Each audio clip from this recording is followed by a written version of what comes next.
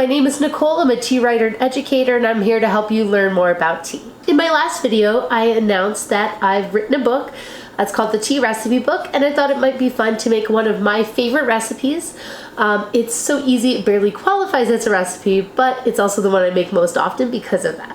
You'll find it on page 67 in case you'd like to make it along with me. Matcha and orange juice might sound like a really strange combination, but I really love it. It's something that I'll make a lot when I'm at home having brunch with Jason. It's just kind of like a really good pick-me-up in the morning. To simplify the recipe for the book, the instructions kind of say to just do everything all in one glass, but I actually prefer to make the matcha separately. That way you can make a really pretty layered effect. For today, I'm going to be using the Barista Edition ceremonial grade matcha from Jade Leaf. So you want to make sure to use a matcha that doesn't have to be your best matcha, but you want it to be something that's fairly drinkable on its own.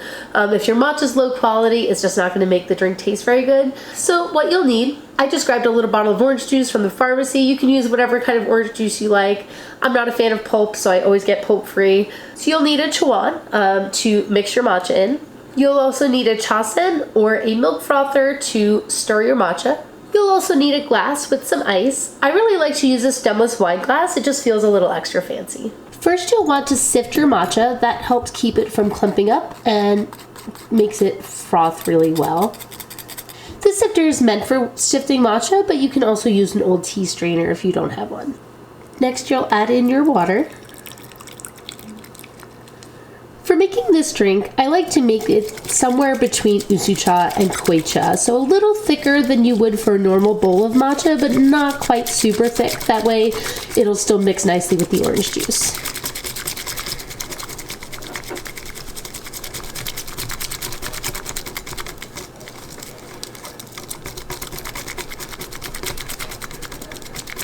So now it's time to put everything together.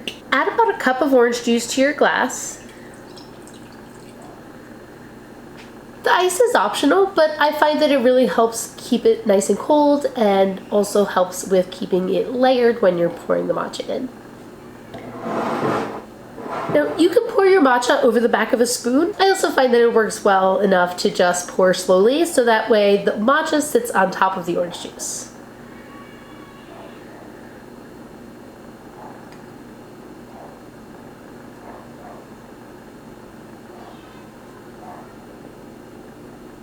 So there you have it. That is my matcha morning wake up. Have you ever tried matcha with fruit juice? I also really enjoy it with things like apple juice or even coconut water. Definitely feel free to get creative and make this recipe your own. Let me know if you give it a try. I'd love to hear your thoughts in the comments. Thank you for watching, and I'll see you next week.